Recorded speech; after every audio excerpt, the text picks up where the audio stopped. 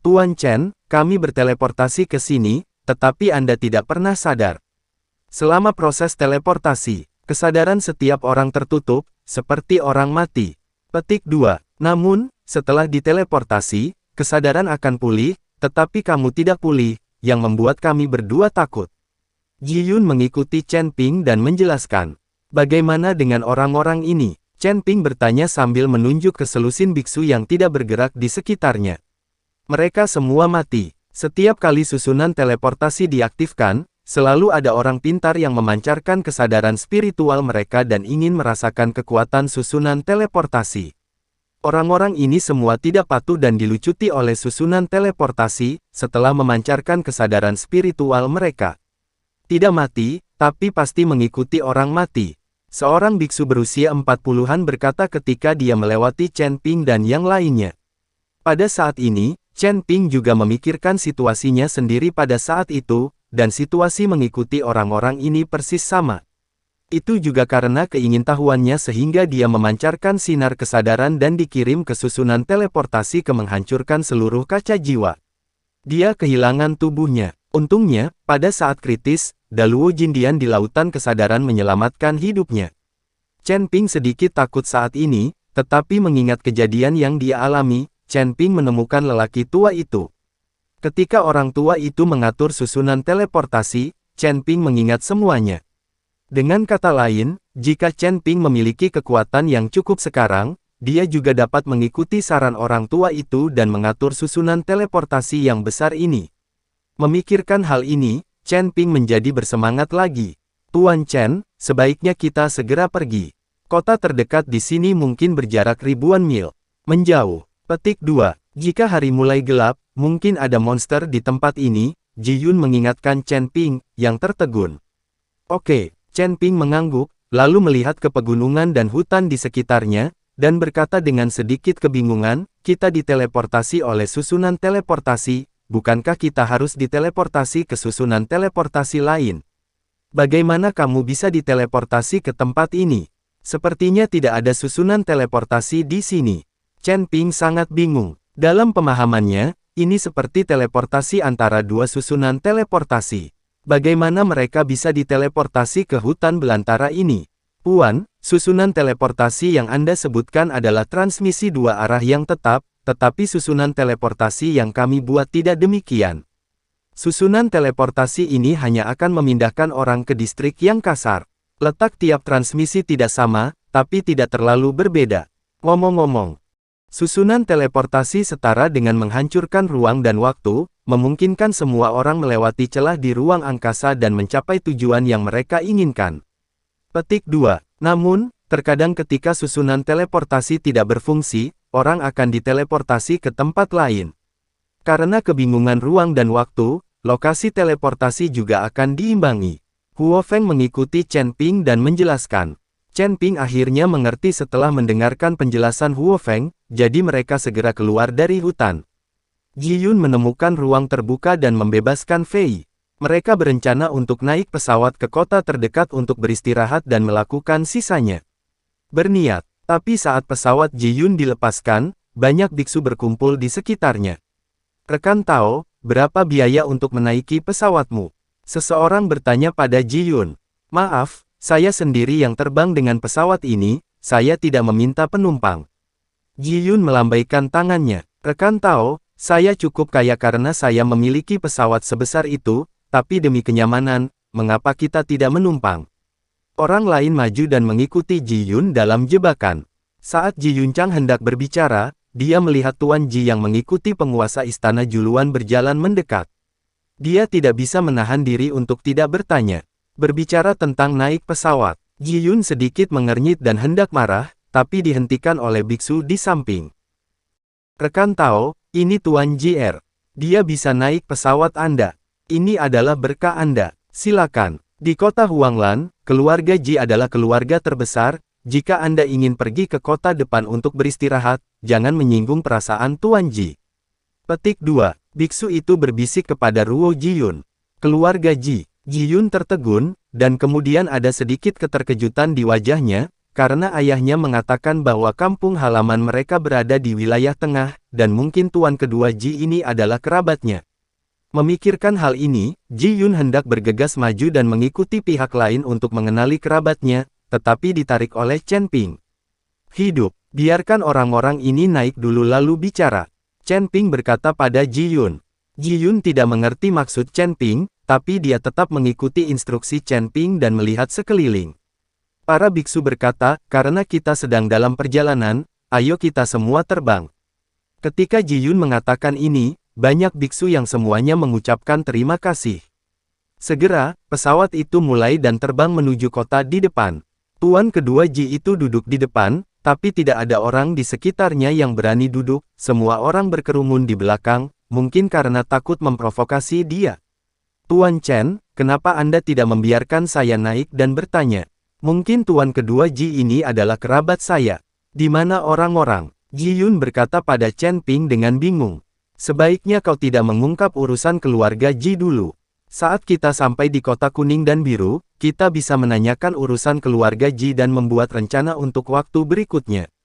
Kata Chen Ping, Ji Yun tidak pernah bersama keluarga Ji sejak dia masih kecil, sehingga anggota keluarga Ji tidak mengenalnya, bahkan mereka tidak memiliki perasaan apapun padanya.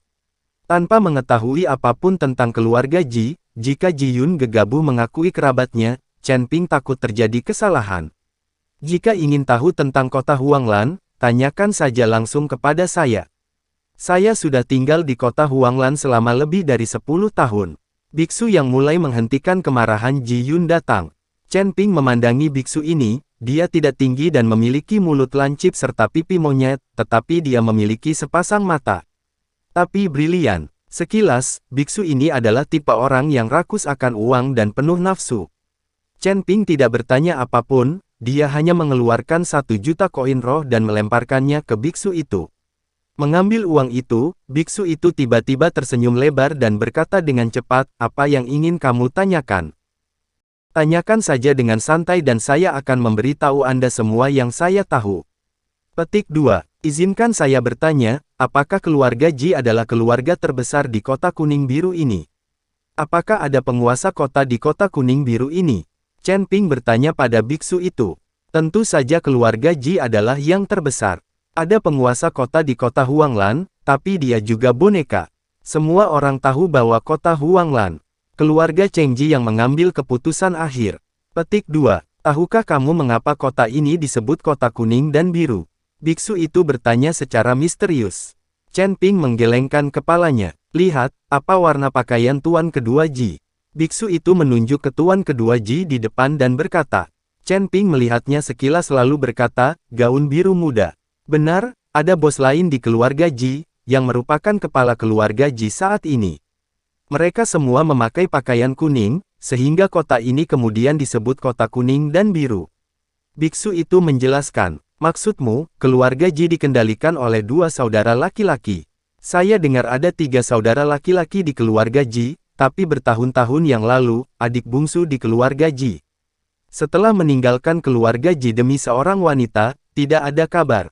Kini hanya 2 bersaudara yang mengendalikan keluarga Ji. Petik 2, kata biksu itu. Begitu biksu itu selesai berbicara, wajah Ji Yun tiba-tiba menunjukkan kegembiraan. Bukankah ini berbicara tentang ayahnya yang ada di sini? Tepat ketika Ji Yun sangat bersemangat dan ingin mengungkapkan identitasnya, Chen Ping menatapnya dengan dingin. Ji Yun menelan kata-kata yang ada di bibirnya lagi. Tapi Ji Yun tidak tahu bahwa tidak jauh dari mereka, seorang biksu dengan janggut puas sedang menatap mereka dari dekat. Rekan Tao, silakan lanjutkan berbicara. Chen Ping memberi isyarat kepada biksu itu untuk terus berbicara. Izinkan saya memberi tahu Anda beberapa rahasia, yang lain tidak mengetahuinya. Biksu itu berdeham, lalu berkata secara misterius, sebenarnya, kedua saudara laki-laki dari keluarga Ji tidak akur sama sekali. Alasan mengapa murid dari 2 garis ini tidak mengenakan pakaian dengan warna yang sama adalah untuk memudahkan pembedaan. Katanya warnanya dipilih berdasarkan kesukaan, tapi nyatanya tidak sama sekali, karena di kuartal kedua. Sebagai murid dari silsilah Master Ji, Jin Zhang terbiasa mendominasi dan sering menimbulkan masalah, membuat keluarga Ji terkenal kejam. Kepala keluarga Ji juga merupakan murid dari silsilah Master Ji dan tidak punya cara untuk mengaturnya, jadi dia menemukan cara seperti itu. Asalkan jika kamu melihat warna pakaian di jalan, kamu bisa tahu murid keluarga Ji yang mana itu. Petik 2. Ini adalah informasi eksklusifku, tidak ada orang lain yang mengetahuinya. Biksu itu sangat bangga, merasa bahwa dia tahu banyak dan sangat bangga. Tapi saat biksu itu selesai berbicara, aura samar menyelimuti dirinya. Chen Ping sudah menyadarinya sebelum orang lain menyadarinya. Aura ini memancar dari guru kedua Ji. Tampaknya meskipun dia duduk di depan, dia masih mengetahui setiap gerakan di belakangnya. Dan biksu itu belum merasakan bahaya yang datang, dan masih mengobrol tentang kota Huanglan. Apa yang terjadi? Segera, pesawat itu tiba di atas kota kuning dan biru. Melihat ke bawah, sebuah kota tergeletak di tanah seperti binatang raksasa. Pesawat itu perlahan mendarat tidak jauh dari gerbang kota kuning dan biru, dan banyak biksu mulai berjalan menjauh. Tepat ketika semua orang keluar dari pesawat luar angkasa, Tuan Ji perlahan turun. Tetapi ketika Guru Ji melewati biksu yang banyak bicara itu, dia tiba-tiba mengambil tindakan.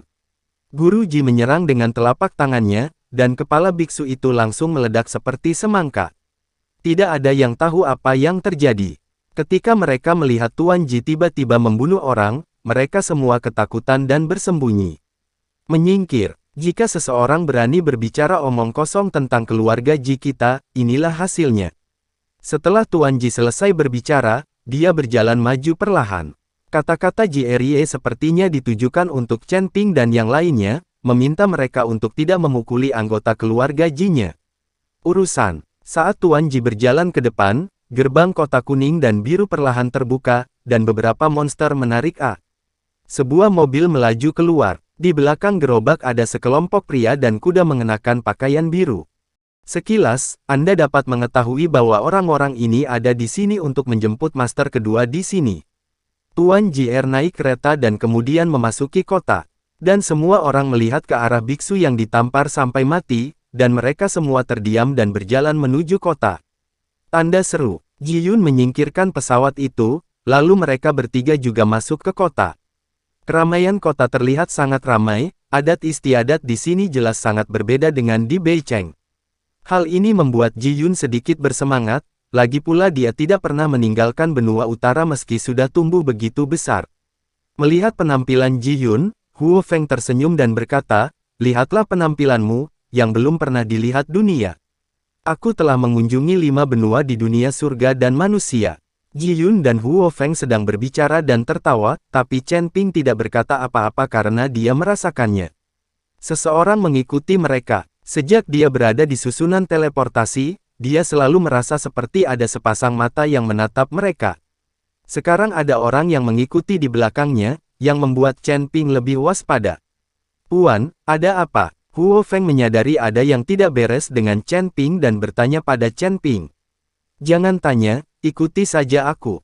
Setelah Chen Ping selesai berbicara, dia mempercepat langkahnya, dan dia berjalan secara khusus menuju gang dengan lebih sedikit orang. Meskipun Huo Feng mengikuti Ji Yun dengan keraguan di wajahnya, dia tidak berani bertanya lagi dan mengikuti Chen Ping di belakang. Setelah berjalan ke gang yang sangat gelap, Chen Ping berhenti. Huo Feng mengikuti Ji Yun dan berhenti. Chen Ping perlahan berbalik, melihat ke gang yang kosong, dan berkata dengan suara dingin, "Karena kamu mengikutiku, keluarlah."